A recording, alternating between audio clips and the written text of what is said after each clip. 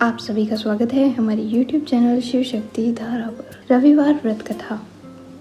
रविवार का दिन सूर्य देव को समर्पित किया गया है। ज्योतिष शास्त्र के अनुसार 9 ग्रहों में सूर्य देव को राजा माना गया है, जिनकी साधना आराधना करने से कुंडली के सभी दोष दूर हो जाते हैं। कुंडली में सूर्य यदि मजबूत अवस्था में हो तो व्यक्ति को समाज में खूब सम्मान, सुख, समृद्धि मिलती है। आइए जानते हैं रविवार व्रत कथा के बारे में। रविवार के व्रत की तरह ही इस व्रत की कथा भी रोचक है।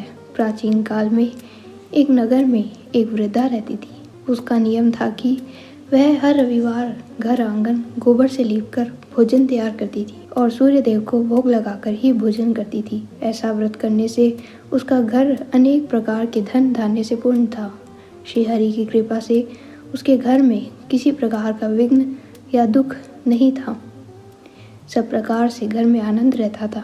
इसी तरह कुछ दिन बीत जाने पर उसकी एक पड़ोसन, जिसकी गौ का गोबर वह वृद्धा लाई थी, विचार करने लगी कि यह वृद्धा सर्वदा मेरी गौ का गोबर ले जाती है, इसलिए अपनी गौ को घर के भीतर बांधने लग गई। वृद्धा को गोबर न मिलने से रविवार के दिन अपने घर को न लीप सकी, इसलिए उसने न तो भोजन बनाया, न भगवान को भोग लगाया तथा स्वयं भी उसने भोजन नहीं किया।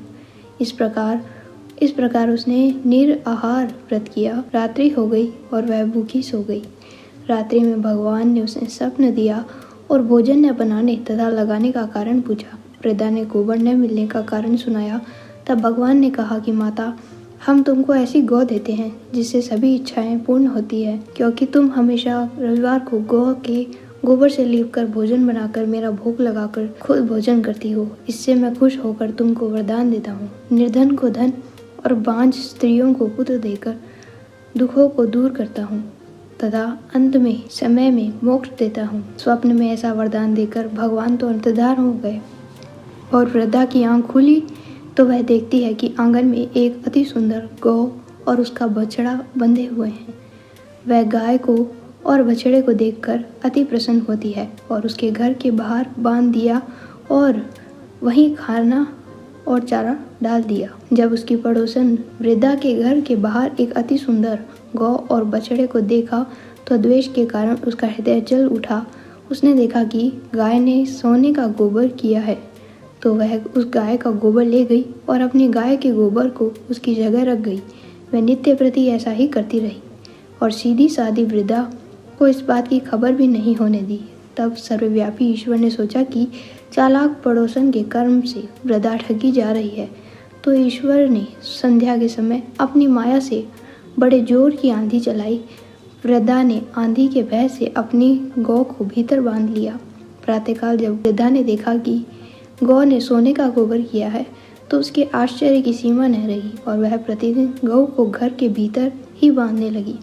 उधर पड़ोसन ने देखा कि बुढ़िया गऊ को घर के भीतर बांधने लगी है और उसने सोने का गोबर उठाने का दावा न चल रहा, तो वह ईर्ष्या और डाह से जल उठी और कुछ उपाय न देख पड़ोसन ने उस देश के राजा की सभा में जाकर कहा, महाराज, मेरे पड़ोस में एक वृद्धा के पास ऐसी गऊ है जो आप जैसे राजाओं के ही योग्य है। वह नित्य सोने की गोबर देती है। आप उस सोने से प्रजा का पालन करिए।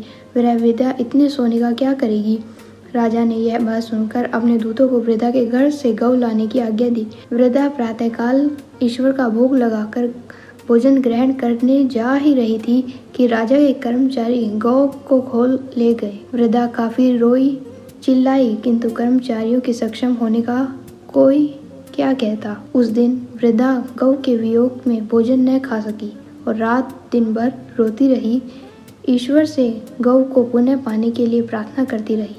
उधर राजा गौ को देखकर बहुत प्रसन्न हुए, लेकिन सुबह जैसे ही वह उठा, सारा महल गोबर से भरा दिखाई देने लगा। राजा यह देखकर घबरा गया। भगवान ने रात्रि में राजा को स्वप्न में कहा कि हे राजा, गाय वृद्धा को लौटाने में ही तेरा भला है। उसके रविवार के व्रत से प्रसन्न होकर मैंने उसे ये गाय दी थी। प्रातः होते ही राजा ने वृद्धा को बुलाकर बहुत से धन के साथ सम्मान सहित गौ बछड़ा लौटा दिया। उसकी पड़ोसन को बुलाकर उसे दंड दिया। इतने करने के बाद ही राजा के महल से गंदगी दूर हुई। उसी दिन से राजा ने नगरवासियों को आदेश दिया कि राज्य की तथा अपनी समस्त मनोकामनाओं की पूर्ति के लिए रविवार का व्रत रखा करो। व्रत करने से नगर के लोग सुखी जीवन व्यतीत करने लगे। कोई भी बीमारी तथा प्रकृति का प्रकोप उस नगर में नहीं होता। सारी प्रजा सुखी रहने लगी। इस प्रकार जो कोई भी रविवार का व्रत रखता है उसकी सभी इच्छाएं और मनोकामना पूर्ण होती है।